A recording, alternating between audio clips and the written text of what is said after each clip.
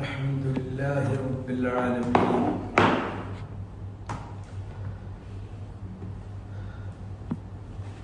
نحمده ونستعينه ونستغفره ونعوذ بالله من شرور أنفسنا وسيئات أعمالنا من يهده الله فلا مضل له ومن يضلل فلا هادي له وأشهد أن لا إله إلا الله وحده لا شريك له وأشهد أن محمدا عبده ورسوله يا أيها الذين آمنوا اتقوا الله حق تقاته ولا تموتن إلا وأنتم مسلمون يا أيها الناس اتقوا ربكم الذي خلقكم من نفس واحدة وخلق منها زوجها وبث منهما رجالا كثيرا ونساء واتقوا الله الذي تساءلون به والأرحام إن الله كان عليكم رقيبا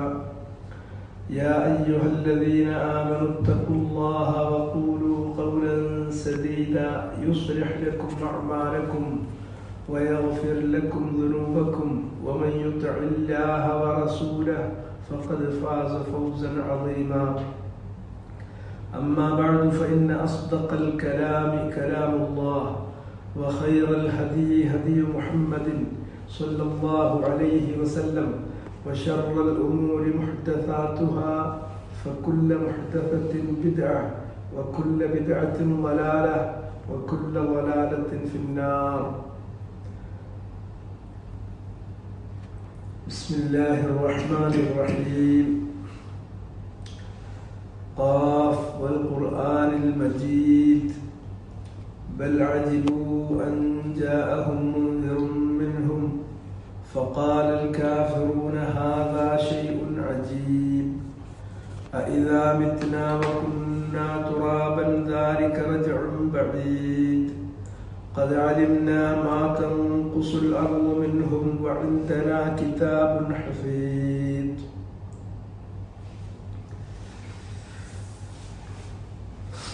അപ്പോൾ നമ്മൾ പുതിയ ഒരു അധ്യായം ആരംഭിക്കുകയാണ്. സൂറത്തു ഖാഫ്. ഈ അധ്യായത്തിന്റെ പേര് തന്നെ അങ്ങനെയാണ്, സൂറത്തു ഖാഫ്. ഒരുപാട് അധ്യായങ്ങൾ ആരംഭിച്ചിരിക്കുന്നത് ബിൽ മുഖത്തആത്ത്, മുഖത്തആത്തുകൾ കൊണ്ടാണ്. മുഖത്തആത്ത് എന്ന് പറഞ്ഞാൽ വിച്ഛിന്നമായി കിടക്കുന്ന അക്ഷരങ്ങൾ, ഒന്നിനെ മറ്റൊന്നുമായി ബന്ധിപ്പിക്കാതെ വേർപിരിച്ച്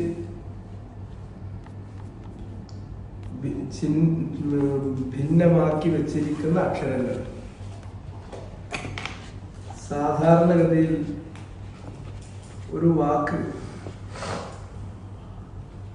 ഒരക്ഷരം ഒരു വാക്കാകുന്ന തരത്തിലുള്ളതുണ്ട്, ഒറ്റ അക്ഷരം ഒരു വാക്കാകുന്നതുണ്ട്,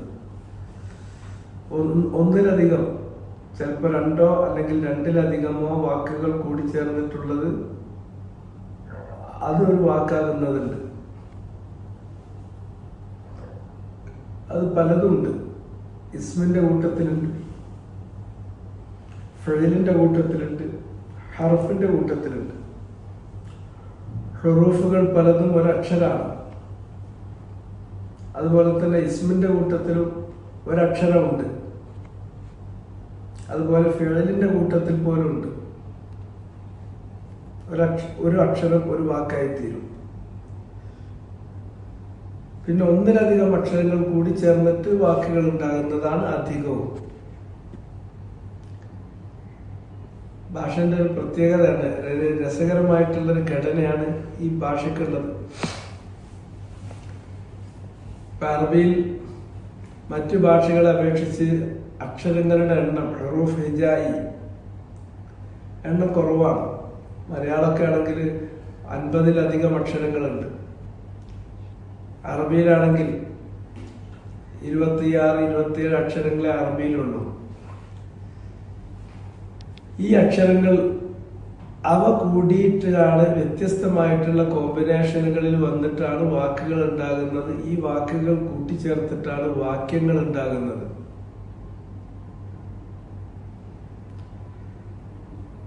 ഈ അക്ഷരങ്ങൾ തന്നെ നമ്മൾ കൂട്ടിച്ചേർക്കുമ്പോൾ ഒരു പ്രത്യേക രൂപത്തിൽ കൂട്ടിച്ചേർക്കുമ്പോൾ, ഇപ്പൊ കലമുൻ എന്ന് പറയുമ്പോൾ ആദ്യം കാഫ്, പിന്നെ ലാമ്, പിന്നെ മീമ്, ഈ അക്ഷരം ഈ ക്രമത്തിൽ അവ കൂട്ടിച്ചേരുമ്പോൾ അതിനൊരു അർത്ഥം അതിൽ വന്നു ചേരുകയാണ്. ഫഖലമുൻ എന്ന് പറയുമ്പോൾ അത് നമ്മൾ ഉച്ചരിക്കുന്ന സമയത്ത് അതൊരു ശബ്ദമായി തീരുന്നു.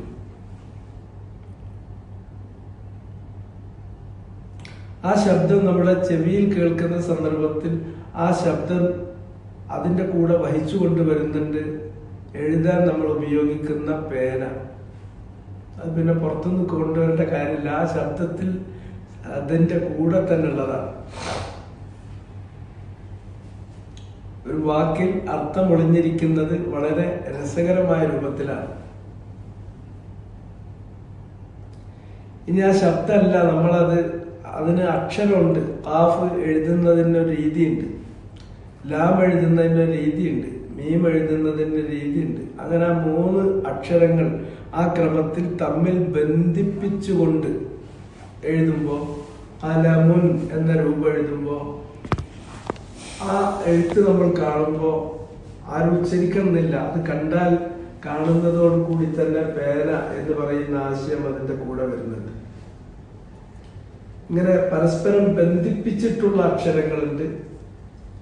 ബന്ധിപ്പിക്കാതെ കാഫ്, ലാമ്, മീമ് എന്ന് പറയുമ്പോൾ അതിന്റെ അവസ്ഥ മാറുകയാണ്. ബന്ധിപ്പിക്കാത്ത അക്ഷരങ്ങൾ, അതാണ് വിച്ഛിന്നമായ അക്ഷരങ്ങൾ. ബന്ധിപ്പിക്കാത്ത അക്ഷരങ്ങൾ, അതാണ് മുഖത്താഴത്തിൽ പറയുന്നത്. അവയെ സംബന്ധിച്ച് മുഫസ്സിറുകൾക്ക് ഒരുപാട് അഭിപ്രായങ്ങളുണ്ട്. അതൊക്കെ സാധാരണഗതിയിൽ തഫ്സീറുകളിൽ അത് വരുന്നത് ഖുർആനിലെ ആദ്യത്തെ സന്ദർഭത്തിൽ അതിനെ കുറിച്ച് പറയാനുള്ളത് അങ്ങ് പറഞ്ഞു.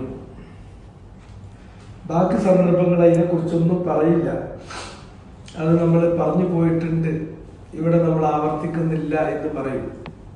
ചിലരൊന്നും പറയാതെ അങ്ങ് പോകും. ഇപ്പൊ തൊബരി പോലെ, ഇബ്നു കസീർ പോലെ, ഖുർത്തുബി പോലെ, ബഗവി പോലെ ഇങ്ങനെയുള്ള മുഫസ്സിരീങ്ങളുടെയൊക്കെ തഫ്സീർ നമ്മൾ എടുത്ത് നോക്കുകയാണെങ്കിൽ അവർ പറയും മുഖത്താഴത്തിനെ കുറിച്ച് നമ്മൾ ഇതിനു മുമ്പ് പറഞ്ഞിട്ടുണ്ട്, ആ കാര്യങ്ങളൊന്നും ഇവിടെ ആവർത്തിക്കുന്നില്ല.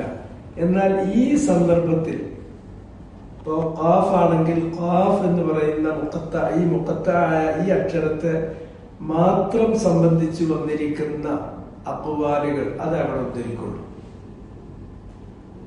ഇപ്പൊ അലിഫ് ലാം മീം സൂറത്തുൽ ബഖറയിൽ 3 അക്ഷരങ്ങളുണ്ട്. അത് മുഖത്താഴത്താണ്, തമ്മിൽ ബന്ധിപ്പിച്ച് അതിന്മേൽ ഒരു അർത്ഥം വരുന്നില്ല. അതുകൊണ്ട് തന്നെ അത് കൂട്ടി വായിക്കില്ല. ഓരോന്ന് അക്ഷരം ഓരോന്ന് അലിഫ് ലാം മീം അങ്ങനെ വായിക്കും. അതിനെ കുറിച്ച് പറഞ്ഞിട്ടുള്ള അലിഫ് ഇന്നതിന്റെ അർത്ഥമാക്കുന്നത് ഇന്നതാണ്, ലാം അർത്ഥമാക്കുന്നത് ഇന്നതാണ്, മീം അർത്ഥമാക്കുന്നത് ഇന്നതാണ്. ഇങ്ങനെ അതിന് ഓരോന്നിനും ഓരോ അർത്ഥമുണ്ട് എന്ന് പറയുന്ന മുഫസ്സിറുകൾ ധാരാളമുണ്ട്. അത് സ്വഹാബത്തിന്റെ കൂട്ടത്തിലുണ്ട്, താബിഈങ്ങളുടെ കൂട്ടത്തിലുണ്ട്. എന്നാൽ നബി സല്ലല്ലാഹു അലൈഹി വസല്ലമയിൽ നിന്ന് കൃത്യമായി ഒരു ഹദീസ് അതിങ്ങനെയാണ് അതിന്റെ അർത്ഥം എന്ന് പറയുന്ന ഒരു ഹദീസ് കാണൂല. മറാസീലുകൾ മാത്രമേ ഉള്ളൂ. അഥവാ നബി പറഞ്ഞു എന്ന് പറയാതെ സ്വഹാബികൾ പറഞ്ഞിട്ടുള്ള അഖ്വാലുകൾ, അത് ആസാറുകൾ.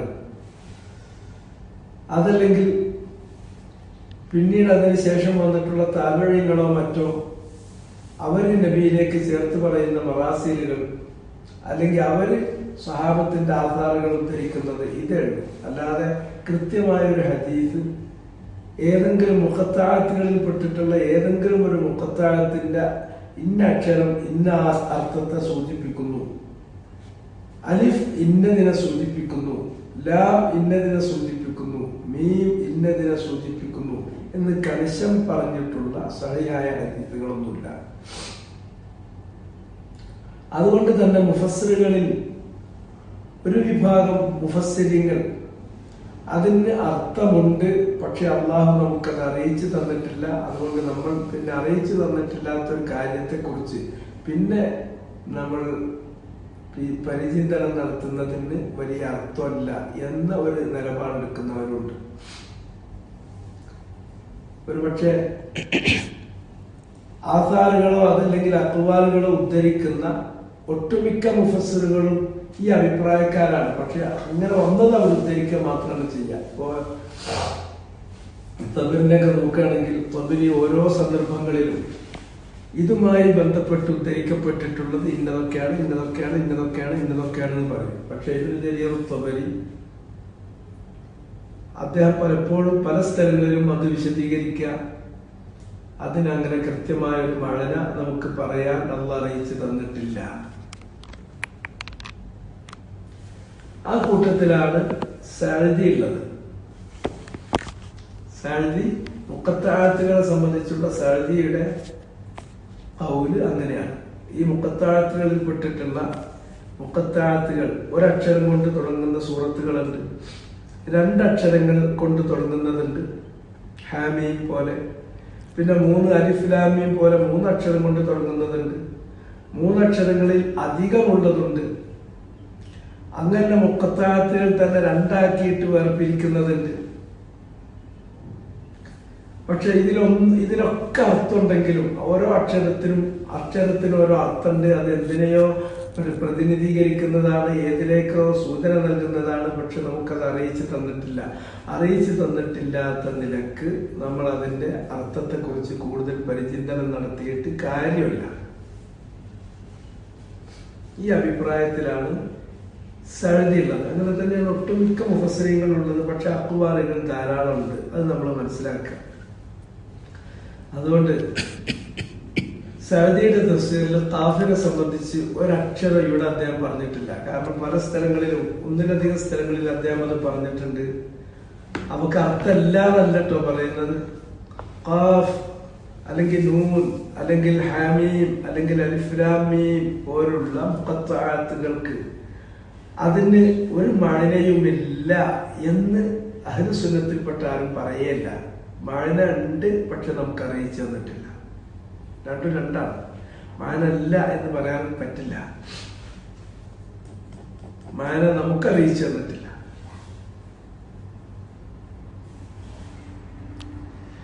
അത് അറിയിച്ചു തന്നിട്ടില്ലാത്ത നിലക്ക് നമ്മൾ പിന്നെ അത് നബുത്ത് ചെയ്യുന്നത്, അതിൽ നമ്മൾ പിന്നെ മാന്തി നോക്കുന്നതിന് യാതൊരു അർത്ഥമല്ല. ഇത് അറിയിച്ചു തന്നിട്ടില്ലെങ്കിൽ പോലും അതിന്റെ ഫവായിദുകൾ വലുതാണ്. ആ ഫവായിദുകൾ ആദ്യത്തെ സന്ദർഭങ്ങളിൽ പറയും. ഒന്ന്, ഖുർആൻ പാരായണം ചെയ്യുന്ന ഒരാളെ സംബന്ധിച്ചിടത്തോളം അയാളുടെ ഇന്തിബാഹ്, അയാളുടെ അറ്റൻഷൻ അത് പൂർണ്ണമായി അതിലേക്ക് കൊണ്ടുവരാൻ ഇത്തരത്തിലുള്ള മുഖത്താഅത്തുകൾ ഉപകരിക്കും. 2, അത് പാരായണം ചെയ്യണം. പാരായണം ചെയ്യുമ്പോൾ അതിന് പ്രത്യേകമായ പ്രതിഫലം പറഞ്ഞിട്ടുണ്ട്. അലിഫ് ലാം മീം എന്നുള്ളത് ഒരു ഹർഫ് അല്ല, അത് 3 ഹർഫായിട്ടാണ് പരിഗണിക്കുക. അലിഫ് 1, ലാം 1, മീം 1. ഓരോന്നിനും 10 ഇരട്ടി മുതൽ അതിലധികം പ്രതിഫലം അള്ളാഹു കണക്കാക്കിയിട്ടുണ്ട്. ആ പ്രതിഫലം അതിന് നൽകും. പിന്നെ അള്ളാഹു സുബ്ഹാനഹു വ തആല നമുക്കത് അറിയിച്ചു തന്നിട്ടില്ലെങ്കിലും നമുക്കറിയില്ല എന്ന് പറയുമ്പോൾ അതിനപ്പുറം നമ്മുടെ ഗ്രാഹ്യശേഷിക്കപ്പുറമുള്ള ആശയങ്ങൾ ആ അക്ഷരങ്ങളിൽ ഒളിഞ്ഞു കിടക്കുന്നുണ്ടല്ലോ, അല്ലെങ്കിൽ അത് പ്രതിനിധാനം ചെയ്യുന്നുണ്ടല്ലോ എന്നുള്ള രൂപത്തിൽ ഈ കാര്യങ്ങൾ പോകും. അതിന് അതിൻ്റെതായ ഒരു ഗുണമുണ്ട്. അപ്പൊ നമ്മൾ ഖാഫ് എന്ന് പറഞ്ഞാൽ മിനൽ മുഖത്താഅത്ത്, അതിനെ കുറിച്ച് നമ്മൾ മനസ്സിലാക്കേണ്ടത് മിനൽ മുഖത്താഅത്ത്. ഖുർആനിൽ പല അധ്യായങ്ങളും തുടങ്ങിയിട്ടുള്ളത് മുഖത്താഅത്തായ അക്ഷരങ്ങൾ കൊണ്ടാണ്. അത് ചിലപ്പോ ഇമ്മ അൻ യകൂനൽ ഹർഫ് വാഹിദൻ ഔ ഇത്നൈൻ ഔ സലാസത്തൻ ഔ സലാസത്തൻ ഫസാഇദൻ.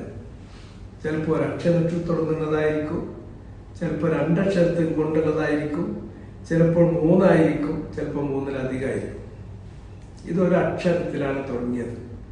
അതിന്റെ മഴന അള്ളാഹ് നമുക്ക് അറിയിച്ച് തന്നിട്ടില്ല, അതുകൊണ്ട് നമുക്കത് അറിയില്ല. അതിന്റെ മഴനയുണ്ട്, നമുക്കറിയില്ല.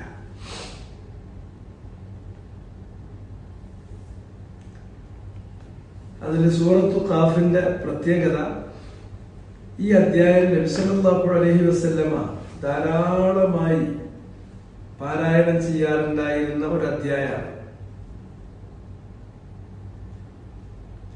ഖുതുബക്ക് പലപ്പോഴും നബി ഉപയോഗിക്കാറുണ്ടായിരുന്ന അധ്യായം ഇതാണ്. ഖുതുബന്റെ പ്രത്യേകത യഖറഉൽ ഖുർആൻ വയുദക്കിറുൻ നാസ്. വെള്ളിയാഴ്ചയിലെ നബിന്റെ ഖുതുബ എന്ന് പറഞ്ഞാൽ വളരെ ചുരുങ്ങിയ വാക്കുകളായിരുന്നു. അത് നമസ്കാരത്തെക്കാളും ദൈർഘ്യം കുറഞ്ഞതായിരിക്കും. ആ ഖുതുബയുടെ ഉള്ളടക്കം നമ്മൾ പരിശോധിച്ച് നോക്കുകയാണെങ്കിൽ യഖറഉൽ ഖുർആൻ, ഒന്ന് ഖുർആൻ പാരായണം ഉണ്ടാവും. ആ ഖുർആൻ വായിക്കുന്നത് അല്ലെങ്കിൽ ഖുർആനിന്റെ ആയത്തുകൾ റസൂലുള്ളാഹി അവിടെ കൊണ്ടുവരുന്നത് ചിലപ്പോ ഒരു സൂറത്ത് കണ്ടിന്യൂസ് ആയിട്ട് ഓതും. ചിലപ്പോൾ ഒരു സൂറത്തിൽ നിന്ന് 1-2 ആയത്തുകൾ ഉദ്ധരിക്കും. അതുമായി ബന്ധപ്പെട്ടിട്ടുള്ള മറ്റ് ആയത്തുകൾ മറ്റു സൂറത്തുകളിൽ വന്നിട്ടുള്ളത് അത് ഉദ്ധരിക്കും. ഇങ്ങനെ പോകും. എന്നാൽ സൂറത്തു ഖാഫ് പൂർണ്ണമായിട്ട് പലപ്പോഴും നബി മിമ്പറിൽ വെച്ച് പാരായണം ചെയ്തിട്ടുണ്ട് എന്ന് ഹദീസുകളിൽ വന്നിട്ടുണ്ട്. അങ്ങനെ മിമ്പറിൽ വെച്ച് 1-ലധികം സന്ദർഭങ്ങളിൽ റസൂലുള്ളാഹി ഖുതുബയിൽ ഇത് പാരായണം ചെയ്തിട്ടുള്ളത് കൊണ്ട് സ്വഹാബിമാരിൽപ്പെട്ട ചില ആളുകൾ മനഃപ്പാടമാക്കാൻ വേണ്ടി സൂറത്ത് ഖാഫ് മനഃപ്പാടമാക്കാൻ പോലും അവർക്ക് പറ്റിയിട്ടുണ്ട് എന്നതും ഹദീസുകളിലുണ്ട്. ഉമ്മു ഹിശാം റളിയല്ലാഹു അൻഹ അവർ പറയുകയും ചെയ്തിട്ടുണ്ട്, ഞാൻ സൂറത്ത് ഖാഫ് മനഃപ്പാടമാക്കിയത് റസൂലുള്ളാഹിന്റെ വായിൽ നിന്ന് നേരെ കേട്ടാണ്. കാന യഖറഉഹാ യൗമൽ ജുമുഅത്തി അലൽ മിംബരി ഇദാ ഖതബൻ നാസ്. വെള്ളിയാഴ്ച ദിവസം മിമ്പറിൽ വെച്ച് റസൂലുള്ളാഹി പാരായണം ചെയ്യാറുണ്ട്. എപ്പോഴും ഖുതുബ നടത്തുമ്പോൾ ഖുതുബയിൽ. കാരണം ഇതില് ഒരു ഖുർആൻ പാരായണം ചെയ്തിട്ട് എന്താണ് ചെയ്യുന്നത്? യഖറഉൽ ഖുർആന വയുദക്കിറുൻ നാസ്, തദ്കിറ, ജനങ്ങളെ ഉണർത്തുകയാണ്. ദക്കറ യുദക്കിറു എന്ന് പറഞ്ഞാൽ ഉണർത്തുന്നു, ഓർമ്മിപ്പിക്കുന്നു. എന്താണ് ഉണർത്തുന്നത്? ജനങ്ങളെ ഉണർത്തുന്നത് അല്ലാഹു സുബ്ഹാനഹു വ തആല അവരോട് ചില കാര്യങ്ങൾ പറഞ്ഞിട്ടുണ്ട്, ചില കാര്യങ്ങൾ ഉണർത്തിയിട്ടുണ്ട്, ചില കാര്യങ്ങൾ പറഞ്ഞിട്ടുണ്ട്. ആ പറഞ്ഞ കാര്യങ്ങൾ മനുഷ്യൻ എന്ത് ചെയ്യാണ്? അത് മറന്നു പോയിട്ടുണ്ട്. ആ മറന്നു പോകുന്ന കാര്യങ്ങൾ ഉണർത്തുകയാണ് ചെയ്യുന്നത്. ആദം നബി അലൈഹിസ്സലാത്തു വസ്സലാമിനെ സ്വർഗലോകത്ത് നിന്ന് ഭൂലോകത്തേക്ക് മാറ്റി താമസിപ്പിക്കുന്ന സന്ദർഭത്തിൽ ആദം നബിയോട് പറഞ്ഞു, ഹവ്വാഉം ആദമും അവരോട് അല്ലാഹു പറഞ്ഞിട്ടുള്ള കാര്യമാണ്, ഇമ്മാ യഅതിയന്നകും മിന്നി ഹുദൻ ഫമൻ തബിഅ ഹുദായ ഫലാ ഖൗഫുൻ അലൈഹിം വലാ ഹും യഹ്സനൂൻ. നിങ്ങൾക്ക് സമയാസമയങ്ങളിൽ കാലാകാലങ്ങളിൽ എൻ്റെ അടുക്കൽ നിന്നുള്ള സന്ദേശങ്ങൾ വരും. ആരാണോ എൻ്റെ സാൻമാർഗിക നിർദ്ദേശങ്ങൾ പിന്തുടരുന്നത് അവർക്ക് ഭയപ്പെടാനൊന്നുമില്ല, അവർ ദുഃഖിക്കാൻ ഇടവരികയുമില്ല. ഇത് മനുഷ്യവർഗത്തിന്റെ പിതാവ് ആയിട്ടുള്ള മാതാപിതാക്കളായിട്ടുള്ള ആദമിനോടും ഹവ്വാഇനോടും അല്ലാഹു പറഞ്ഞിട്ടുള്ള കാര്യമാണ്. അത് അവർക്ക് മാത്രമല്ല, അവരുടെ പ്രോജനി, അവരുടെ സന്തതി പരമ്പരകൾക്കും അതേ വാക്യം നിലനിൽക്കുന്നുണ്ട്. അത് ഉണർത്തുന്നു. അതുപോലെ തന്നെ അല്ലാഹു സുബ്ഹാനഹു വ തആല ആദമിന്റെ മുതുകിൽ നിന്ന് ആദമിന്റെ സന്തതികളെ പുറത്തു കൊണ്ടുവന്നു. എന്നിട്ട് ആ ആദമിന്റെ സന്തതികളെ മൊത്തത്തിൽ അല്ലാഹു ഹാജരാക്കിയിട്ട് അവരോട് പറഞ്ഞു, അലസ്തു ബി റബ്ബിക്കും. അല്ലാഹ് ഒരു കാര്യം അവരെ ചോദിച്ച് ബോധ്യപ്പെടുത്താണ് ചെയ്യുന്നത്. ആരാണ് നിങ്ങളുടെ റബ്ബ്? ഞാനല്ലയോ നിങ്ങളുടെ റബ്ബ് എന്നാണ് ചോദ്യം. അലസ്തു ബി റബ്ബിക്കും. അതില് ആദ്യത്തെ ആ എന്നുള്ളത് ഇസ്തിഫാമിൻ്റെതാണ്. പിന്നെ ലൈസ എന്ന് പറയുന്നതാണ്. ലൈസ എന്ന് പറയുന്നത് കാനയുടെ അഹവാത്തിൽപ്പെട്ടതാണ്. കാന എന്ന് പറയുന്നാൽ അറബിയിലുള്ള ഒരു പ്രത്യേക തരം ഓക്സിലറി വെർബാണ്. കാനക്ക് രണ്ട് സ്വഭാവമുണ്ട്, രണ്ട് മുഖമുണ്ട്. ഒന്ന് പൂർണ്ണമായ ഒരു ക്രിയ ആയിട്ട് വരും, സാധാരണ ക്രിയ പോലെ. മറ്റൊന്ന് പൂർണ്ണമായ ഒരു ക്രിയ അല്ലാതെ ഓക്സിലറി വെർബായിട്ട് വരും. ആയിരുന്നു, ആ കൂട്ടത്തിൽപ്പെട്ട അതിന്റെ ആ കാനയും കാനയുടെ സിസ്റ്റേഴ്സ് എന്നാണ് പറയാ. അതിന്റെ ആ ഗണത്തിൽപ്പെട്ടിട്ടുള്ള ഒന്നാണ് ലൈസ. അപ്പൊ ലൈസ എന്ന് പറഞ്ഞാൽ അത് നഫീൽ ഉപയോഗിക്കുന്നതാണ്. ലൈസ ലൈസ ലൈസു, ലൈസത്ത് ലൈസത്ത ലസ്ന, ലസ്ത ലസ്തുമാ ലസ്തു, ലസ്തി ലസ്തുമാ ലസ്തുന്ന, ലസ്തു ലസ്ന. അപ്പൊ ക്രിയയാണ് അങ്ങനെ സാധാരണ തസ്രീഫിൽ വരിക. ക്രിയയുടെ സ്വഭാവം അതിനുണ്ട്. പക്ഷെ മാന നോക്കുകയാണെങ്കിൽ അവിടെ നഫീന്റെ അർത്ഥമാണ്. ലൈസ അല്ല, മാ ല എന്നൊക്കെ പ്രയോഗിച്ച അർത്ഥമാണ്. ലസ്തു, അതിലേക്ക് ലസ്തു എന്ന് പറയുന്ന താഴ് ചേർത്തു, അത് മുത്തക്കല്ലിമിന്റെ ആണ്.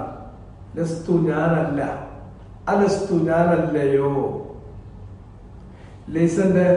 ലൈസക്ക് ഇസ്മും ലൈസക്ക് ഖബറും ഉണ്ടാകുക. കാരണം ജുംലത്തുൽ ഇസ്മിയിലാണ് അത് കയറുക. കയറിയിട്ടുണ്ടെങ്കിൽ മുബ്തദയിൽ അതിന്റെ ഇസ്മാക്കും ഖബറിനെ അതിന്റെ ഖബറാക്കും. അലസ്തു ബിറബ്ബിക്കും, ഞാൻ നിങ്ങളുടെ റബ്ബല്ലയോ എന്ന് അള്ളാഹ് അവരോട് ഒരു ചോദ്യം ചോദിച്ചു. അപ്പൊ ആദമിന്റെ സന്തതികൾ അള്ളാഹു അവരെ ആദമിന്റെ മുതുകിൽ നിന്ന് പുറത്തെടുത്തിട്ട് അവരോട് അങ്ങനെ ഒരു ചോദ്യം നേർക്ക് നേരെ ചോദിക്കുമ്പോ ഖാലു ബല ഷഹിദന, അതെ ഞങ്ങൾ അതിന് സാക്ഷിയാണ്. ഞങ്ങളുടെ സൃഷ്ടാവ്, ഞങ്ങളുടെ ഉടമസ്ഥൻ, ഞങ്ങളുടെ നിയന്താവ്, ഞങ്ങളുടെ പരിപാലകൻ, ഞങ്ങൾക്ക് വേണ്ട എല്ലാ കാര്യങ്ങളും ചെയ്യുന്ന റബ്ബ്, റുബൂബിയ്യത്തിന്റെ എല്ലാ കാര്യങ്ങളും ചെയ്തു തരുന്നവൻ അല്ലാഹ് നീയാണ്, അതിന് ഞങ്ങൾ സാക്ഷിയാണ്.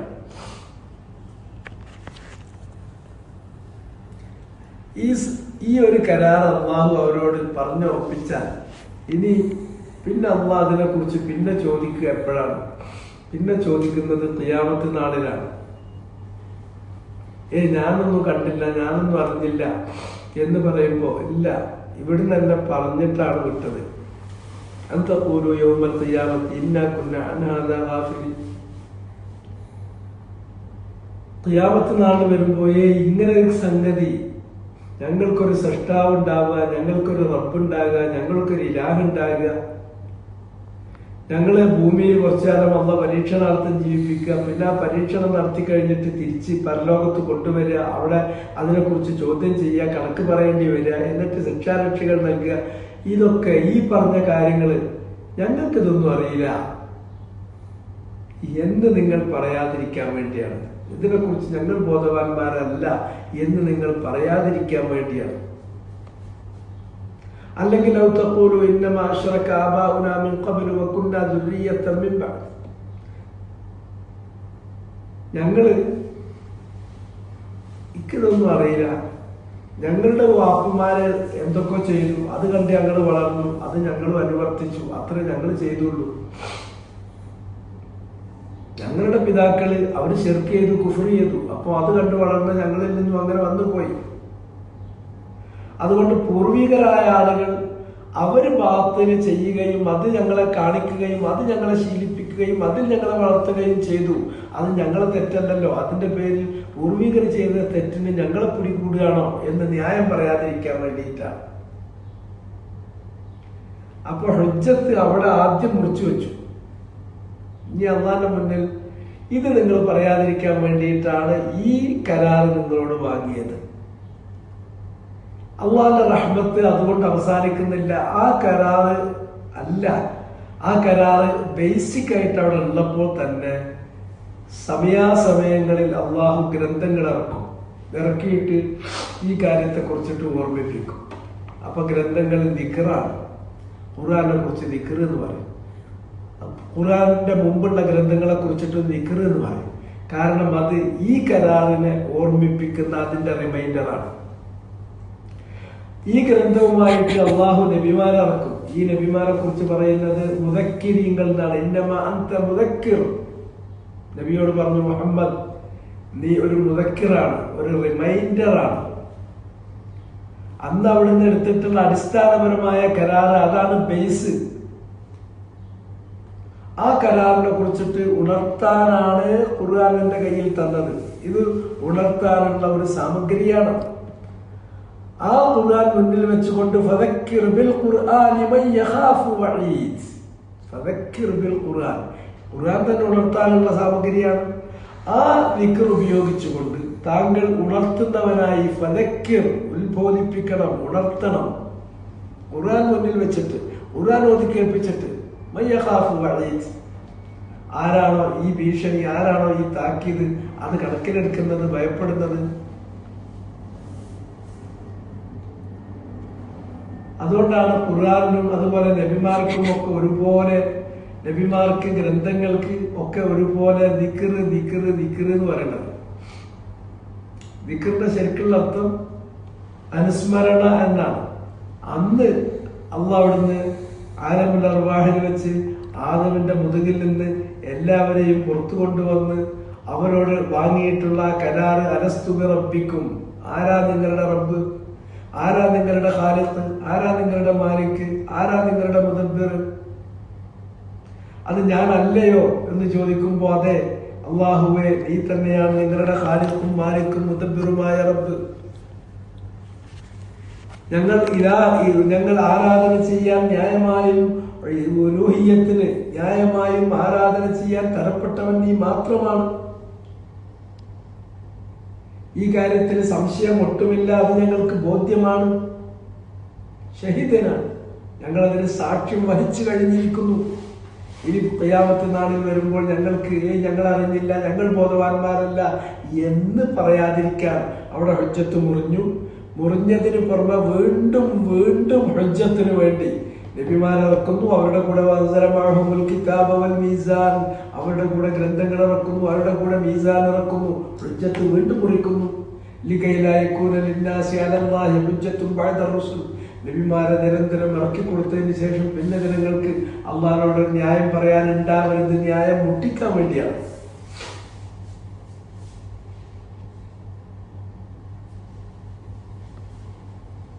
അതാണ് അതിന്റെ പ്രത്യേകത. അപ്പോ ഇത് പറഞ്ഞിട്ട് ഈ മുഖത്താഴത്തിനെ കുറിച്ച് ഇവിടെ ഒന്നും പറഞ്ഞിട്ടില്ലെങ്കിൽ അതിലെന്താണ് സഅദിയുടെ മൗഖിഫ്, സഅദിയുടെ ഖൗല് എന്താണ് എന്നത് നമ്മൾ അറിയാതെ പോകരുത്. മൊത്തം മുഫസ്സിരികൾ അതിനെ കുറിച്ച് എടുത്തിട്ടുള്ള നിലപാട് ഞാൻ പറഞ്ഞു. അതിന് മഴനയുണ്ട്, ഓരോ അക്ഷരവും ഓരോ അർത്ഥത്തെ വഹിച്ചു കൊണ്ടുവരുന്നുണ്ട്, ഏതോ ഒരു ആശയത്തിലേക്കുള്ള സൂചനയാണ്. പക്ഷെ അത് സ്വരീഹായ ഒരു ഹദീസിലൂടെ സ്വരീഹായ ഒരു ഖൗല് അതിലില്ല. അതുകൊണ്ട് പിന്നെ നമ്മൾ അതിലേക്ക് പോവണ്ട. ഇതാണ് അധികം മുഫസ്സിറുകളുടെയും സ്റ്റാൻഡ്. എന്നാൽ സ്വഹാബികളിലും ഇബ്നു അബ്ബാസ്, ഇബ്നു മസ്ഊദ്, സെയ്ദ് ഇബ്നു അസ്ലം തുടങ്ങിയിട്ടുള്ള ആളുകളിൽ നിന്ന് റിവായത്തുകൾ വന്നിട്ടുണ്ട്. പക്ഷെ അതൊന്നും നബിയിലേക്ക് ചേർത്തിട്ടുള്ളതല്ല. ഈ അലിഫ് എന്ന് പറയുന്നതിന്റെ അർത്ഥം ഇന്നതാണ്, ലാം എന്ന് പറയുന്നതിന്റെ അർത്ഥം ഇന്നതാണ്, ഖാഫ് എന്ന് പറയുന്നതിന്റെ അർത്ഥം ഇന്നതാണ്. ഇവിടെ ഖാഫ് എന്ന് പറഞ്ഞ ഒരു ഖൗലിൽ വൽ ഖാഫു ലിൽ ഖസം, ഖസമിനെ സൂചിപ്പിക്കുന്നു. അപ്പൊ ആ ഖസമിനെ സൂചിപ്പിക്കുന്നതാണ്. അങ്ങനെ പലതും പറയും. പക്ഷെ അങ്ങനെ വരുന്ന റിവായത്തുകളിൽ വല്ലാതെ നമ്മൾ എന്ത് ചെയ്യേണ്ടതില്ല, കൂടുതൽ അതിൽ ചുറ്റിക്കറങ്ങേണ്ടതില്ല. നബി സല്ലല്ലാഹു അലൈഹി വസല്ലമ നേർക്ക് നേരെ തീർത്ത് പഠിപ്പിച്ചിട്ടില്ലാത്തൊരു കാര്യത്തിൽ പിന്നെ നമ്മൾ എന്ത് ചെയ്യരുത്, അതിന്മേൽ നമ്മൾ കറങ്ങിയിട്ട് കാര്യമല്ല. അതല്ലാത്ത എന്നാൽ അതിനർത്ഥമുണ്ട്, അതിന് വേറെ ഒരുപാട് ഫവായിദുകളുണ്ട്, ഒരുപാട് ഗുണങ്ങളുണ്ട്. അത് നമ്മളെ തദ്കീർ ചെയ്യാൻ ഉപകരിക്കുന്നതാണ്. അത് ഖിറാഅത്ത് കൊണ്ട് നമുക്ക് പ്രതിഫലം കിട്ടുന്നതാണ്. അതിന് അതിൻ്റെതായ ഇഅ്ജാസിയായിട്ടുള്ള ഒരു ഫായിദ വേറെ. അതാണ് ഖുർആനിന്റെ സൗന്ദര്യങ്ങളിൽപ്പെട്ടിട്ടുള്ളൊരു സൗന്ദര്യം. ബാക്കിയുള്ള കാര്യങ്ങളെല്ലാം കൃത്യം അർത്ഥം കിട്ടുമ്പോൾ ഇങ്ങനെ ചില അധ്യായങ്ങളുടെ തുടക്കത്തിൽ ചില അക്ഷരങ്ങൾ അത് മുന്നിൽ വെച്ചിട്ട് അതിന് അർത്ഥമുണ്ട് എന്ന് പറയുമ്പോൾ എല്ലാം കൂടെ തുറന്നു വെക്കാതിരിക്കലാണ് അതിൻ്റെതായ, അത് മൊത്തം അങ്ങനെയാണ് അള്ളാഹ് കാര്യങ്ങൾ സംവിധാനിച്ചു വെച്ചിട്ടുള്ളത്. അതിനാണ് സൗന്ദര്യമുള്ളത്. എല്ലാം തുറന്നു വെച്ചിട്ടുണ്ടെങ്കിൽ അതിന്റെ സൗന്ദര്യം നഷ്ടപ്പെടും. ഇദാ ഉരിഫ സബബ് ബത്തല അൽഅജബ്. ഒരു സംഗതി പറ്റങ്ങോട്ട് തുറന്നു വെച്ചിട്ട് അതിന്റെ എല്ലാ വശങ്ങളും നമുക്ക് മനസ്സിലായി കഴിഞ്ഞാൽ അജബ് തീരും. എന്നാൽ ഖുർആൻ ലാ തൻഖദി അജായിബു. വലീദ് പോലും ഖുർആനെ കുറിച്ച് പറഞ്ഞത് അങ്ങനെയാണ്. ഖുർആനിന്റെ ഏറ്റവും വലിയ ശത്രു വലീദ് ഇൻ ഹാദാ ഇല്ലാ ഖൗലുൽ ബശർ, ഇൻ ഹാദാ ഇല്ലാ സിഹ്റുൻ യൂസർ, ഇൻ ഹാദാ ഇല്ലാ ഖൗലുൽ ബശർ. ഇത് മനുഷ്യന്റെ വാക്കാണ്, അള്ളാന്റെ കലാമല്ല, ഇത് മനുഷ്യന്റെ വാക്കാണ്, ഇത് സിഹ്റാണ് എന്ന് ജനങ്ങളെ കണ്ണിൽ പൊടിയിടാൻ വേണ്ടിയിട്ട് തന്റെ അനുയായികളെ ഉറപ്പിച്ചു നിർത്താൻ വേണ്ടി അദ്ദേഹത്തിന്റെ മനസ്സിൽ തോന്നിയതിനെതിരായിട്ട് പ്രസ്താവന ഇറക്കിയെങ്കിൽ പോലും അദ്ദേഹത്തെ വന്നു കണ്ടിട്ടുള്ള ഖുറൈശി പ്രമുഖരോട് ഖുർആനിനെ കുറിച്ച് പറയുന്ന കൂട്ടത്തിൽ അദ്ദേഹത്തിന്റെ ഒരു വാക്ക് ലാ തൻഖദി അജായിബു. അതിന്റെ അത്ഭുതം തീരൂല. കാരണം അത്ഭുതം തീരുക എന്ന് പറഞ്ഞാൽ നമുക്ക് അറിവാകുന്ന മഴന കിട്ടുന്ന ആയത്തുകൾ, അതിലെ ആയത്തുകളിൽ അതിന്റെ അർത്ഥങ്ങളെ അള്ളാഹു ഒടുക്കി വെച്ചിരിക്കുന്നത് ആശയങ്ങളുടെ അടരുകളാണ്, അട്ടിപ്പേറുകളായിട്ടാണ്. ആദ്യം അത് വായിക്കുമ്പോൾ ഏതൊരാൾക്കും കിട്ടുന്ന അതിന്റെ പ്രാഥമികമായ അർത്ഥം, രണ്ടാമത് ആ പ്രാഥമികമായ അർത്ഥത്തിന് ശേഷം അതിന്റെ ദ്വിതീയമായിട്ടുള്ള അല്ലെങ്കിൽ തൃതീയമായിട്ടുള്ള ലെയറുകൾ, രണ്ടാമത്തെ തട്ടിലുള്ള മൂന്നാമത്തെ തട്ടിലുള്ള അതിന്റെ ആശയങ്ങൾ, പിന്നെ അതിന്റെ ധ്വനി വിശേഷങ്ങൾ. ഈ മഴന എന്ന് പറഞ്ഞാൽ തന്നെ, മഴന എന്ന് പറഞ്ഞാൽ ഒന്ന് മഫ്ഹൂം മുവാഫഖ എന്ന് പറഞ്ഞിട്ടൊരു സംഗതി ഉണ്ടാവും. ഇപ്പൊ ഇവിടെ ഖാഫ് കഴിഞ്ഞാൽ വൽ ഖുർആനിൽ മജീദ് എന്ന് പറയുമ്പോ വാവ് ഒരക്ഷരമാണ്, ഒരു വാക്കാണ്, ഒറ്റ അക്ഷരമാണ്, ഒരു വാക്കാണ്. വാവ് ഹർഫിന്റെ ഇനത്തിൽപ്പെട്ടതാണ്. അൽ എന്ന് പറയുന്നത് അലിഫും ലാമും കൂടിയിട്ടുള്ളത്, രണ്ടക്ഷരം കൂടിയിട്ടുള്ള ഒരു ഹർഫാണ്. അത് തഅരീഫിന്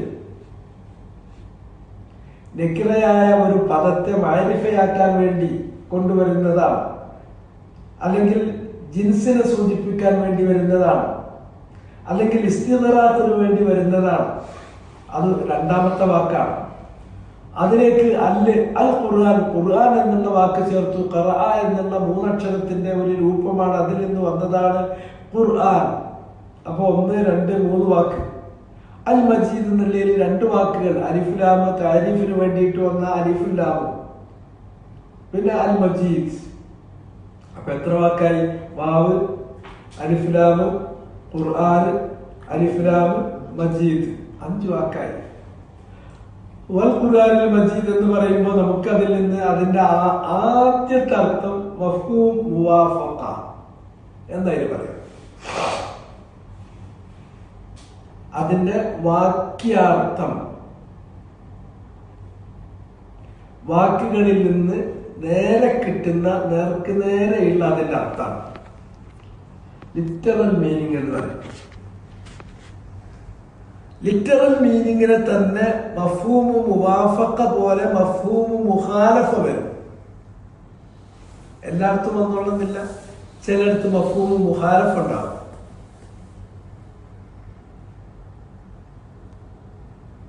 ഇപ്പൊ മഫ്ഹൂമു മുഖാലഫ എന്ന് പറഞ്ഞാൽ ആ വാതിൽ എന്താ ചെയ്തിട്ടുള്ളത്? ഒരു പൊടി തുറന്നിരിക്കുന്നു എന്ന് പറഞ്ഞു കഴിഞ്ഞാൽ അതിന്റെ മഫ്ഹൂമു മുഖാലഫയാണ് ഒരു പൊടി അടഞ്ഞു കിടക്കുന്നു. ഇത് മന്തിഖാണ്, കുറച്ച് ലുഗയാണ്, ഭ്രാന്തായി പോകണ്ടായിരുന്നു. ഈ മഫ്ഹൂമു മുഖാലഫ പല വാക്കുകൾക്കും വിപരീതാർത്ഥം വരും. റിവേഴ്സ് മീനിങ് എന്നാണ് ഇംഗ്ലീഷിൽ നമ്മൾ പറയാം. നേർക്ക് നേരുള്ളതിന്റെ ഒരു റിവേഴ്സ് മീനിങ്. ഈ റിവേഴ്സ് മീനിങ് അതിനെ സംബന്ധിച്ച് നമ്മൾ മനസ്സിലാക്കേണ്ടത്, ഞാൻ അങ്ങനെ ഒരു കാര്യം പറഞ്ഞാൽ ഞാൻ പറഞ്ഞതിന്റെ മഫ്ഹൂമു മുവാഫഖ എനിക്ക് ഉത്തരവാദിത്തമുണ്ട്. അത് എന്റെ സ്റ്റേറ്റ്മെന്റ് ആണ് എടുക്കാം. മഫ്ഹൂമു മുഖാലഫ, അതിൽ നിന്ന് മഫ്ഹൂമു മുഖാലഫ അല്ല, അത് തെളിവല്ല. അപ്പൊ അതിന് ഇങ്ങനെ ഉദ്ദേശിച്ചുവെങ്കിൽ എനിക്ക് അങ്ങനെ ഉദ്ദേശമുണ്ട്, മഫ്ഹൂമു മുഖാലഫ ഞാൻ ഉദ്ദേശിച്ചിട്ടുണ്ടെങ്കിൽ ഞാൻ അത് ഇൽത്തിസാം ചെയ്യണം. ഞാനത് സമ്മതിച്ച് ആ ആശയത്തെ ഓൺ ചെയ്യണം. കാരണം മനുഷ്യന്റെ വാക്കുകൾക്ക് ഒരുപാട് പരിമിതികളുണ്ട്. മഫ്ഹൂമു മുഖാലഫ ആര് പറഞ്ഞാലും, ആരുടെ വാക്കിന്റെയും മഫ്ഹൂമു മുഖാലഫ അയാളുടെ ആശയമായിട്ട് നമുക്ക് അയാൾക്ക് ചാർത്തി കൊടുക്കണമെങ്കിൽ അയാൾ സമ്മതിക്കണം. എന്നാൽ അള്ളാന്റെ റസൂലിന്റെയും കലാമിൽ മാത്രം മഫ്ഹൂമു മുഖാലഫ മുവാഫഖ പോലെ തന്നെ സ്വീകരിക്കാൻ പറ്റുന്ന, അത് ഉസൂലിയായ ചർച്ചയാണ്. സാധാരണ ഇമാം ഷാഫിനെ പോലുള്ള ആളുകൾ റിസാല പോലുള്ള ഗ്രന്ഥങ്ങളിൽ ചർച്ച ചെയ്തു വരുന്ന അതിന്റെ നിയമപരമായ ഒരു വശമാണത്. ഇന്ന് ലോകത്ത് ഉണ്ടാകുന്ന എല്ലാ നിയമപരമായ ഈ ലോ ആയി ബന്ധപ്പെട്ടിട്ടുള്ള എല്ലാ തത്വങ്ങളും അതിന്റെ പ്രിൻസിപ്പിൾസും, ആ പ്രിൻസിപ്പിൾസ് എല്ലാം ഇവര് മാന്തിയെടുക്കുന്നത് അത് മുസ്ലിങ്ങളുടെ അടുക്കൽ നിന്നാണ്. മുസ്ലിങ്ങൾക്ക് അത് കിട്ടുന്നത് അവര് ഖുർആനും സുന്നത്തും പഠിക്കാൻ വേണ്ടിയിട്ട് അതിൽ നിന്ന് ഡിറൈവ് ചെയ്തു വന്നിട്ടുള്ള ഒരുപാട് വിജ്ഞാനങ്ങളുണ്ട്. അതിൽപ്പെട്ട ഒരു വിജ്ഞാനമാണ് ഉസൂലുൽ ഫിഖ്. ഉസൂലുൽ ഫിഖിൽ ഏറ്റവും പഴയ ഒരു സംഗതിയാണ് ഇമാം ഷാഫിയുടെ അരിസാല പോലുള്ള ഗ്രന്ഥങ്ങൾ. ആ ഗ്രന്ഥങ്ങളിൽ ഇങ്ങനെയുള്ള കാര്യങ്ങൾ പറയും.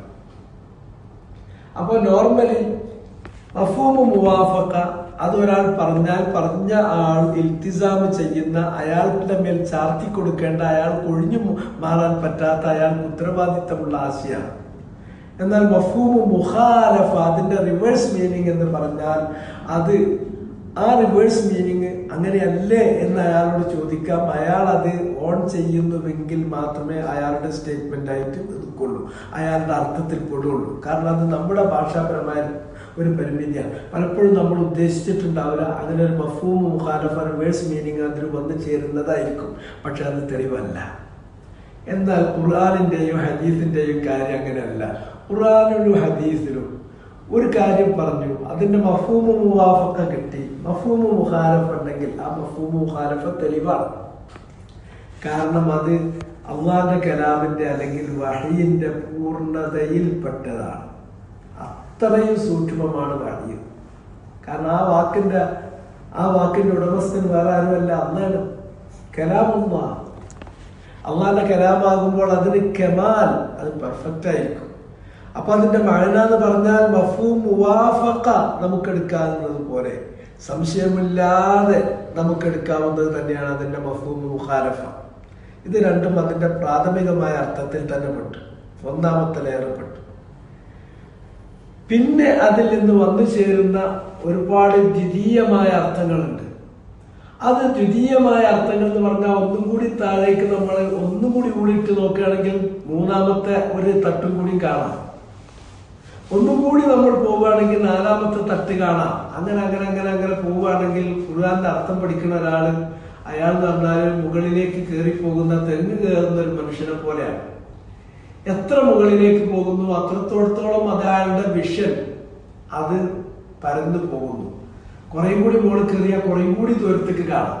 പിന്നെ ഒന്നും കൂടി ഒരു കുത്തുകൂടെ കയറിയിട്ടുണ്ടെങ്കിൽ കുറേയും കൂടി ദൂരത്തേക്ക് കാണാം. അയാളുടെ ഹൊറൈസൺ അതങ്ങനെ എക്സ്പാൻഡ് ചെയ്തുകൊണ്ടിരിക്കും. അങ്ങനെ അടുക്കായിട്ടാണ് ആശയങ്ങൾ വെച്ചിട്ടുള്ളത്. പിന്നെ അതിൽ നിന്ന് കിട്ടുന്ന ഒരുപാട് ധ്വനികൾ വേറുണ്ട്. പിന്നെ ഭാഷയിൽ ഇൽമുൽ മആനി, ഭാഷാ നിയമങ്ങൾ നമ്മൾ പഠിക്കുമ്പോൾ ഇൽമുൽ ബയാൻ, ഇൽമുൽ മആനി, ഇൽമുൽ ബദിയ, 3 തരം കാര്യങ്ങൾ വരും. ബയാൻ എന്ന് പറഞ്ഞിട്ടൊരു സംഗതി ഉണ്ട്, മആനി എന്ന് പറഞ്ഞിട്ട് വേറൊന്നുണ്ട്, പിന്നെ മറ്റൊന്ന് ബദിയ ഉണ്ട്. അതിൽ ബയാൻ എന്ന് പറയുന്നത് തീർത്തും ഇങ്ങനെ ഞാൻ ഈ പറഞ്ഞിട്ടുള്ള മഫ്ഹൂം മുവാഫഖയുമായി ബന്ധപ്പെട്ടത്, മഫ്ഹൂം മുഖാലഫയുമായി ബന്ധപ്പെട്ട പ്രാഥമികമായ അർത്ഥങ്ങൾ, ആശയങ്ങൾ ആവിഷ്കരിക്കുന്ന, അതും ഭംഗിയോടുകൂടി ചമൽക്കാരകാരകമായി ഭംഗി വരുത്തി തീർത്ത് ആവിഷ്കരിക്കുന്ന നിയമങ്ങളാണ് ബയാനിൽ ഉണ്ടാകുക. മആനി എന്ന് പറയുമ്പോ നമ്മൾ നേരത്തെ പറഞ്ഞതുപോലെ തന്നെ ഭാഷാ നിയമങ്ങളുമായി ബന്ധപ്പെട്ടിട്ടുള്ള അതിന്റെ മറ്റു കാര്യങ്ങളാണ് അതിലുണ്ടാവുക. ബദിയ എന്ന് പറയുമ്പോൾ അതിനെ കുറച്ചും കൂടി അലങ്കാരമാക്കി തീർക്കാൻ പ്രാസം, അതുപോലെ തന്നെ ഇങ്ങനെ ഒപ്പിക്കുന്നു, അല്ലെങ്കിൽ ഈ വസിൽ വരുന്നു, അങ്ങനെയുള്ള പ്രാസം, അനുപ്രാസം പോലുള്ള അത്തരം കാര്യങ്ങളാണ് ഇൽമുൽ ബദിയയിൽ വരിക. ഇതെല്ലാം കൂടെ കൂടിയിട്ടുള്ളതാണ് അലങ്കാര ശാസ്ത്രം എന്ന് മലയാളത്തിൽ നമ്മൾ പറയുന്ന റെട്ടറിക്, ഇംഗ്ലീഷിലെ റെട്ടറിക് എന്ന് പറയുന്നത്. അപ്പൊ അങ്ങനെയൊക്കെ കാര്യങ്ങളിലേക്ക് പോകണം. അപ്പൊ അതുകൊണ്ട് തന്നെ ഖാഫ് എന്ന് പറഞ്ഞിട്ടുണ്ടെങ്കിൽ അതിന് ഒരു പറയപ്പെട്ടിട്ടുള്ള ഒരു അർത്ഥം ഇവർ പറയുന്നത് അത് ഖസമിനെ സൂചിപ്പിക്കുന്നു. എന്താ ശരി, അത് ഖസമിനുള്ളതാണെന്ന് നമുക്ക് തീർത്തു പറയാൻ പറ്റും? ഇല്ല. അങ്ങനെ ഒന്ന് തോന്നിപ്പിക്കുന്നു, അങ്ങനെ ചില കൗലുകളുണ്ട്. ആണോ അല്ലേ നമുക്ക് തീർത്തു പറയാൻ പറ്റില്ല. നമുക്ക് ഉറപ്പില്ലാത്തൊരു കാര്യം, രേഖ കിട്ടാത്തൊരു കാര്യം അള്ളാഹുവിലേക്ക് ചേർക്കാൻ ബുദ്ധിമുട്ടാണ്. ഇങ്ങനെ കൗലുകളുണ്ട് എന്ന് മാത്രം നമുക്ക് പറഞ്ഞു പോകാനേ പറ്റുള്ളൂ. പിന്നെ അതെന്താണ്, അത് ഖാഫ് എന്ന് പറയുന്നതിന് മഴനുണ്ട്, അള്ളാഹ് നമുക്ക് അറിയിച്ചു തന്നിട്ടില്ല. അതിന്റെ ആ മഴന നമുക്ക് അറിയുന്നതിന്റെ മഴന തന്നെ നമ്മൾ പഠിച്ചിട്ട് തീരുന്നില്ല. അപ്പോൾ ഈ അറിയാത്തതിൻ്റെതോ അത് അതിനും മീതെ, അതുക്കും മീതെ, അതിന്റെ അപ്പുറത്ത് നിൽക്കുന്ന ഒരാശയാണ്. അപ്പോൾ ലാത്തൻകദി അജായിബു, അതൊരു അക്ഷയപാത്രമാണ്. ഖുർആനെ കുറിച്ച് ഒരു അക്ഷയപാത്രം എന്ന് നമുക്ക് പറയാൻ പറ്റുന്നത്. വലീദ് പോലും ഖുർആനിന്റെ ഏറ്റവും വലിയ പ്രതിയോഗി, എതിരാളിയായ വലീദ് പോലും പറഞ്ഞില്ലേ ലാത്തൻകദി അജായിബു, അതിലെ അത്ഭുതങ്ങൾ വറ്റാൻ പോകുന്നില്ല, തീരാൻ പോകുന്നില്ല.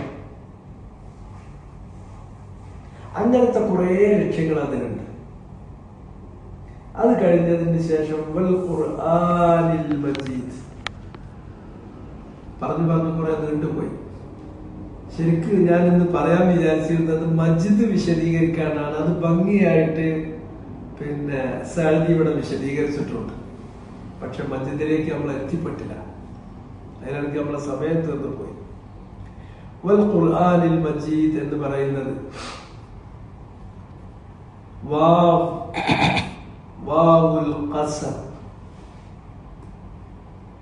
സത്യം ചെയ്യാൻ അറബിയിൽ 3 വാക്കുകളാണ് ഉപയോഗിക്കുക. അറബി ഭാഷയിൽ സാധാരണഗതിയിൽ ഞാൻ സത്യം ചെയ്യുന്നു എന്ന് പറയുന്നതിന് പകരം ഒരു വാക്ക്, ഒരൊറ്റ വാക്ക് ഉപയോഗിക്കും. അങ്ങനത്തെ 3 ആർട്ടിക്കിൾസ് ഉണ്ട്. ഒന്ന് വാവ്, മറ്റൊന്ന് ബാ, മറ്റൊന്ന് താ. വല്ലാഹി, ഇതെല്ലാം ഹർഫുകളാണ്. എല്ലാ ഹർഫ് ജറുമാണ്, എല്ലാം ഹാഫിളത്താണ്. ഹർഫ് ജറ് എന്നുള്ളതിന് ഇവരുടെ പിന്നെ മുഫസ്സിരീങ്ങളുടെ ഒക്കെ ഭാഷ ഹാഫിളത്ത് എന്നായിരിക്കും. ഹഫ്ള് എന്നാണ്. ജനറ്റീവ് കേസിലേക്ക് മാറ്റുക എന്ന് നമ്മൾ പറയുന്നതിന് മുഫസ്സിരീങ്ങളുടെ ഭാഷ ഹഫ്ള് എന്നാണ്. നമ്മൾ കെസൽ എന്ന് പറയുന്നതിന് പകരം അവർ ഹഫ്ള് എന്നാ പറയാം. താഴ്ത്തുക, മുകളിലല്ല, താഴത്തേക്ക് കൊണ്ടുവരിക, നമുക്ക് താഴത്തേക്ക് കൊണ്ടുവരിക. ആ അർത്ഥത്തിൽ ഇത് 3 ഹർഫ് ജറാണ്. വല്ലാഹി അതേ അർത്ഥം തന്നെയാണ്. ബില്ലാഹി അതേ അർത്ഥം തന്നെയാണ്. തല്ലാഹി, ബില്ലാഹി അലൈക്. അറബിയിലെ ഒരു സാധാരണ സംസാര ഭാഷയാണ് ബില്ലാഹി അലൈക്. അള്ളാഹനെ കൊണ്ട് ഞാൻ സത്യം ചെയ്യുന്നു. അലൈക്, അലൈക്ക് എന്ന് പറയുമ്പോൾ അത് തന്നെ ഞാൻ ഇൽസാമ് ചെയ്യുന്നു, നീ ഒഴിയാൻ പറ്റില്ല എന്നായി പറഞ്ഞേക്ക്. ബില്ലാഹി അലൈക് ഗുല്ലി മങ്കാലക്കാർ. അള്ളാനെ പിടിച്ച് ഞാൻ സത്യം ചെയ്യുന്നു, ശപഥം ചെയ്യുന്നു, എന്നിട്ട് എന്റെ മേൽ ഇൽസാം ചെയ്യുന്നു, പറയും ഉണ്ടാവും. ഇനി പറയാക്കാൻ പറ്റില്ല. അതാ ബില്ലാലേക്ക് സാധാരണകൾ കേൾക്കും, അറബികളായിട്ട് സംസാരിക്കുമ്പോൾ ഇടക്കിടക്ക് വരും ബില്ലാലേക്ക്. അവിടെ ബില്ലാഹി വല്ലാഹി എന്ന് പറഞ്ഞ അതേ അർത്ഥാണ് ബില്ലാഹി. ഖുർആനിൽ തന്നെ പ്രയോഗിച്ചിട്ടുണ്ട്. പിന്നെ തല്ലാഹി, താവ് അതേമാതിരി തന്നെയാണ്. വല്ലാഹി എന്നുള്ള അതേ അർത്ഥാണ് താവ്.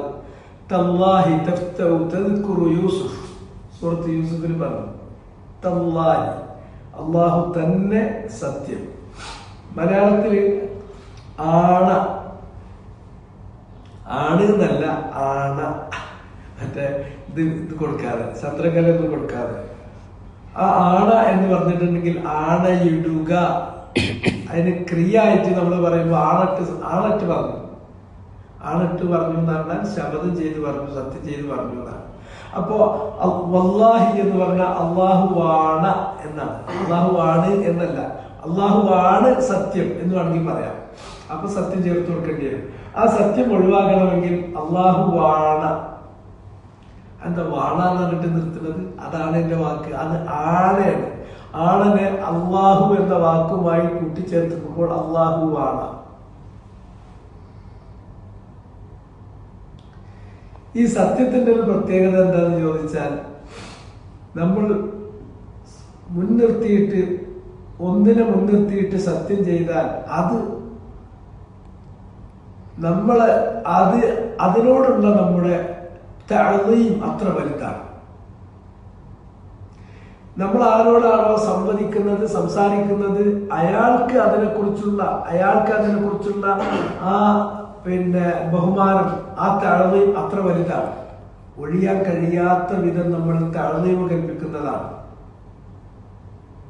അപ്പൊ അങ്ങനെയുള്ള തഅ്ളീം ആർക്ക് അവകാശപ്പെട്ടതാണ്? അള്ളാഹ്ക്ക് മാത്രം അവകാശപ്പെട്ടതാണ്. വേറൊരു സൃഷ്ടിക്കും ആ തഅ്ളീം കൊടുക്കരുത്. ജാഹിലിയ്യ കാലത്ത് അവര് അള്ളാഹ്ക്ക് പുറമെ പലതിനെയും ഇതുപോലെ അവരെന്ത് ചെയ്യാറുണ്ടായിരുന്നു? ചിലപ്പോ വൽ കഅബ, കഅബയാണ് സത്യം, അതാണ് കഅബയാണ്. കഅബനെ പിടിച്ച് സത്യം ചെയ്യും. ചിലപ്പോ അവരുടെ പിതാക്കളെ പിടിച്ച് സത്യം ചെയ്യും. അതുപോലെ അവർ ഭയങ്കര ബഹുമാനം കൽപ്പിക്കുന്ന മറ്റു വസ്തുക്കൾ ഉണ്ടെങ്കിൽ അവയെ പിടിച്ചിട്ട് സത്യം ചെയ്യും, ആണയിടും. ആ സത്യം ചെയ്ത് അള്ളാഹനെ പിടിച്ച് സത്യം ചെയ്തിട്ട് ഒരാൾ പറഞ്ഞാൽ അത് കളവാകാൻ പറ്റൂല, സത്യാകും, പിന്നെ കളവ് പറയാൻ പറ്റൂല. നബി സല്ലല്ലാഹു അലൈഹി വസല്ലം വന്നപ്പോ അതൊക്കെ നിർത്തി. തഅ്ളീമിന് അവകാശപ്പെട്ടത് അള്ളാഹ് അലീം. തഅ്ളീം കൊടുക്കേണ്ടത് അള്ളാഹ്ക്കാണ്. അതുകൊണ്ട് തന്നെ ലാ തഹ്ലിഫു ബിആബാഇക്കും, നിങ്ങൾ ഇതുവരെ നിങ്ങളുടെ വാപ്പാരിമാരെയൊക്കെ പിടിച്ചിട്ട് സത്യം ചെയ്തിരുന്നു, ശപഥം ചെയ്തിരുന്നു. അങ്ങനെ വാപ്പാനെ പിടിച്ചുള്ള സത്യം അവസാനിപ്പിച്ചേക്കും, അല്ലെങ്കിൽ മറ്റു വസ്തുക്കളെ പിടിച്ചുള്ള സത്യം അവസാനിപ്പിച്ചേക്കും. മൻ കാന ഹാലിഫൻ ഫൽയഹ്ലിഫ് ബില്ലാഹ്, നിങ്ങൾ അങ്ങനെ ഒരു സത്യം ചെയ്യുകയാണെങ്കിൽ, ആണയിടുകയാണെങ്കിൽ, ശപഥം ചെയ്യുകയാണെങ്കിൽ, തഅ്ളീം നടത്താൻ അവകാശം ആർക്കാണ്? തഅ്ളീം അള്ളാഹ്ക്കാണ്. ഇന്നിപ്പോ തഅ്ളീം വേറെ പലതിനും കൊടുക്കുന്നു. ആധുനിക കാലത്ത് നമ്മൾ പഠിച്ചുണ്ടാക്കിയിട്ടുള്ള പല ജാതി സങ്കേതങ്ങളുമുണ്ട്.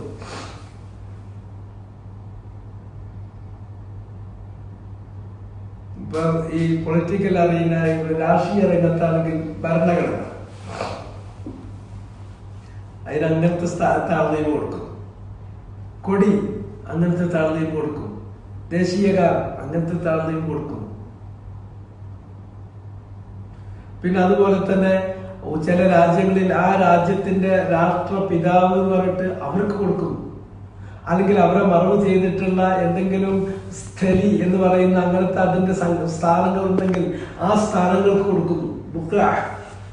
ഈ ബുഖാത്തിനാണ് നിങ്ങൾ സ്ഥലി എന്ന് നമ്മളെ ഹിന്ദിയിലും സംസ്കൃതത്തിലും ഒക്കെ നമ്മൾ ഉപയോഗിക്കുന്നത്. അതാണ് ബുഖാത്ത് എന്നാണ് അതിന് അറബി പറയാ. ഒരു പ്രത്യേക സ്ഥലം, മറവ് ചെയ്തിട്ടുള്ള, അടക്കം ചെയ്തിട്ടുള്ള സ്ഥലമാകാം. ഇത്തരം തഅ്ളീമുകളെല്ലാം അത് അസാധുവാണ്. തഅ്ദീമിന് അവകാശപ്പെട്ടത് അള്ളാഹ്ക്ക് മാത്രമാണ്. ഒന്ന് സത്യം ചെയ്യരുത് എന്നതാണ് അടിസ്ഥാനപരം. അനാവശ്യമായിട്ടുള്ള ശപഥങ്ങൾ, അനാവശ്യമായ സത്യങ്ങൾ തെറ്റാണ്. ഇനി വളരെ അത്യാവശ്യ ഘട്ടത്തിൽ ഒരാൾക്ക് ശപഥം ചെയ്യേണ്ടി വരികയാണെങ്കിൽ അങ്ങനെയാണെങ്കിൽ ആ തഅ്ദീമിന് അവകാശപ്പെട്ടത് അള്ളാഹിനോടാണ്. അള്ളാഹിനെ മുൻനിർത്തിയിട്ട് ശപഥം ചെയ്യാൻ പറ്റുള്ളൂ, സത്യം ചെയ്യാൻ പാടില്ല. ഇനി അള്ളാഹു അല്ലാത്ത ഏതെങ്കിലും ഒരു വസ്തുവിനെ വിളിച്ചിട്ട് ഒരാൾ സത്യം ചെയ്താൽ, ശബ്ദം ചെയ്താൽ എന്തായിരിക്കും അതിന്റെ അർത്ഥം? അത് ശിർക്കുൻ അസ്ഗറിൽ പെടും. അത് ശിർക്കുൻ അസ്ഗറിൽ പെടും. തൗബ ചെയ്തിട്ടില്ലെങ്കിൽ ശിക്ഷ വാങ്ങുന്ന വേണ്ടിയാണ്. തൗബ ചെയ്താൽ അള്ളാഹ് സ്വീകരിച്ചാൽ അയാൾക്ക് പുറത്തു കൊടുക്കാം, അത് വേറെ കാര്യം. പക്ഷെ തൗബ ചെയ്യാതെ പോയിട്ടുണ്ടെങ്കിൽ ഇന്നല്ലാഹ ലാ യഗ്ഫിറു അൻ യുശ്റക ബിഹി എന്ന് പറയുന്നതിന്റെ പരിധിയിൽ ശിർക്ക് അക്ബറും ശിർക്ക് അസ്ഗറും പെടും. അതിനുള്ള ശിക്ഷ അയാൾ വാങ്ങുന്ന വേണ്ടിയാണ്. അതുകൊണ്ട് അയാൾ മതത്തിൽ നിന്ന് പുറത്തു പോകുന്നില്ല, അല്ലെങ്കിൽ പരലോകത്ത് വരുമ്പോൾ നരകത്തിൽ ശാശ്വതമാകുന്നില്ല, അതിന് ഹുലൂദില്ല എന്നുണ്ട്. പക്ഷേ അതിനുള്ള ശിക്ഷ നരകത്തിൽ നിന്ന് വാങ്ങേണ്ടിയാണ് തൗബ ചെയ്യാതെ മരിച്ചു പോയാൽ. അപ്പൊ ശിർക്കുൽ അസ്ഗറിന്റെ കാര്യം അതാണ്. എന്നാൽ അല്ലാഹു സുബ്ഹാനഹു വ തആല ഒരുപാട് കാര്യങ്ങളെ മുൻനിർത്തിയിട്ട് സത്യം ചെയ്തത് നമുക്ക് കാണാൻ പറ്റും. അവന്റെ സൃഷ്ടികളിൽപ്പെട്ട ഒരുപാട് സൃഷ്ടികളെ അവൻ മുൻനിർത്തി സത്യം ചെയ്തത് ഖുർആനിലുണ്ട്. വൽ ഫജ്ർ, പുലർന്നു വരുന്ന പ്രഭാതം, ആ പ്രഭാതം തന്നെ സത്യം. വത്തൂർ, നിങ്ങൾ എഴുന്നേറ്റ് നിന്ന് കിഴക്കോട്ട് നോക്കിയാൽ നിങ്ങൾ കാണുന്ന ഉയർന്നു നിൽക്കുന്ന മല തൂർ പർവ്വതം തന്നെ സത്യം. വൽ ബൈത്തുൽ മഅമൂർ, ബൈത്തുൽ മഅമൂർ തന്നെ സത്യം. വസ്സഖഫിൽ മർഫൂഉ, ഉയർന്നു നിൽക്കുന്ന ഈ സഖഫ് തന്നെ, ആകാശമാകുന്ന ഈ മേലാട തന്നെ സത്യം. അങ്ങനെ ഒരുപാട് കാര്യങ്ങളെ മുൻനിർത്തി അള്ളാഹ് സത്യം ചെയ്തിട്ടുണ്ട്. അപ്പൊ അത് നിങ്ങൾ അള്ളാഹിനെ പിടിച്ച് സത്യം ചെയ്യാവൂ എന്ന് പറയുന്നത് അത് സൃഷ്ടികൾക്കുള്ള നിയമം, അള്ളാഹ് വെച്ച നിയമം. അള്ളാഹ് ചെയ്യുന്ന ഒരു കാര്യം എന്ന് പറഞ്ഞാൽ ലാ യുസ്അലു അമ്മാ യഫ്അൽ, അള്ളാഹ്ക്ക് അങ്ങനെ ഒരു നിയമം അള്ളാഹ് വെച്ചിട്ടില്ല. അള്ളാഹിന്റെ മേലിൽ ഒരാൾക്കും അങ്ങനെ ഒരു നിയമം ചെലുത്താനും പറ്റില്ല. അള്ളാഹ് ചെയ്തിട്ടുണ്ട്, അത് അള്ളാഹ്ക്ക് അനുവദിക്കപ്പെട്ട കാര്യം. അള്ളാഹിനെ സംബന്ധിച്ചിടത്തോളം അനുവദിക്കപ്പെട്ടത് അനുവദിക്കപ്പെടാത്തത് എന്ന് നിയമം വെക്കാൻ നമ്മൾ ആളല്ല. അള്ളാഹ് തന്നെ ചിലപ്പോൾ അള്ളാഹിന്റെ മേലിൽ ചില കാര്യങ്ങൾ അള്ളാഹ് ഏറ്റെടുക്കാറുണ്ട്. അങ്ങനെ പറഞ്ഞിട്ടുണ്ടെങ്കിൽ അള്ളാഹ് സ്വയം ഏറ്റെടുക്കുന്നതാണ്, അത് നിയമം തന്നെ പറയാം. അങ്ങനെ പോലും ചെയ്തിട്ടില്ല. അതുകൊണ്ട് ഇങ്ങനെയുള്ള പലതിനെയും നമ്മൾ ഒരിക്കലും ശ്രദ്ധിക്കാതെ അശ്രദ്ധമായി പോകുന്ന, എന്നാൽ ഏറ്റവും അധികം നമ്മളെ കണ്ണു തുറക്കാൻ തരപ്പെട്ട ഇത്തരം വസ്തുക്കളെയോ പ്രതിഭാസങ്ങളെയോ ഒക്കെ മുൻനിർത്തിയിട്ട് അള്ളാഹു ഒരുപാട് സന്ദർഭങ്ങളിൽ ഖുർആനിൽ അള്ളാഹു ശപഥം ചെയ്തിട്ടുണ്ട്. ആ കൂട്ടത്തിലുള്ള ഒരു ശപഥമാണ് വൽ ഖുർആനിൽ മജീദ്, ഖുർആൻ. ഖുർആനെ കുറിച്ചിട്ട് നമുക്ക് വളരെ സിമ്പിൾ ആയിട്ട് അറിയാവുന്ന കാര്യമാണ്. അത് പാരായണം ചെയ്യുന്ന ഗ്രന്ഥമാണ്, പാരായണം ചെയ്യപ്പെടേണ്ട ഗ്രന്ഥമാണ്, പാരായണം ചെയ്യുന്ന ഗ്രന്ഥമാണ്. ഏറ്റവും കൂടുതൽ പാരായണം ചെയ്യുന്ന ഗ്രന്ഥമാണ് ഖുർആൻ. ഖറഅ എന്ന് പറഞ്ഞിട്ടുണ്ടെങ്കിൽ ജംഅ് ചെയ്യുക എന്നുള്ളതാണ് ഇതിന്റെ ശരിക്കുള്ള അസ്ലു മഅന. അസ്ലു മഅന ജംഅാണ്. അല്ലമ്മു വൽ ജംഉ, ഇതാണ് അതിന്റെ അസ്ലു. ഖറഅന്റെ അസ്ലു എടുത്ത് നോക്കിയാൽ അതാ കാണാം.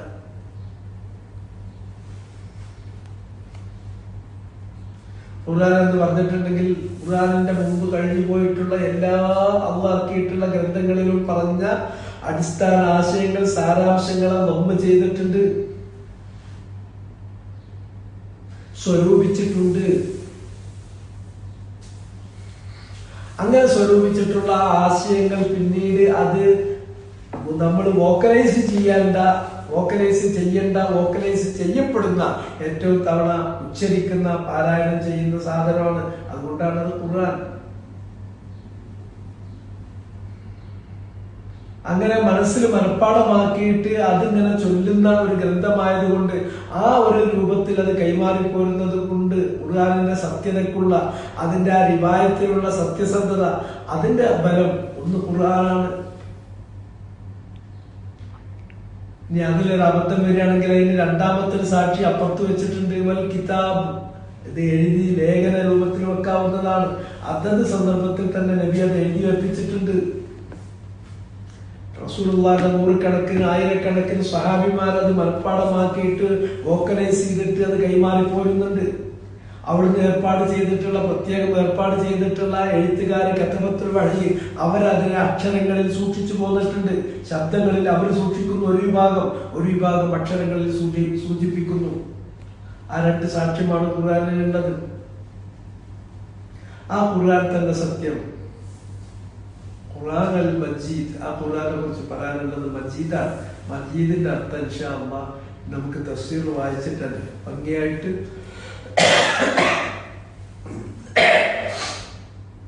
സാദി പറഞ്ഞിട്ടുണ്ട്. അത് അടുത്ത ദിവസം നമുക്ക് നോക്കിയിട്ട് പോകാം. ഇന്ന് ഇതിൽ അവസാനിപ്പിക്കാൻ